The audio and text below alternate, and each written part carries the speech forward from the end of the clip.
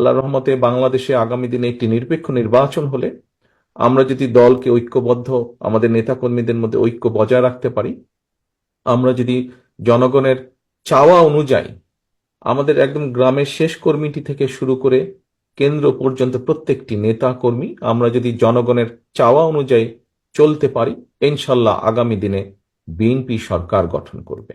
কথাটা কি বলেছি এটা আপনাদেরকে বুঝতে হবে।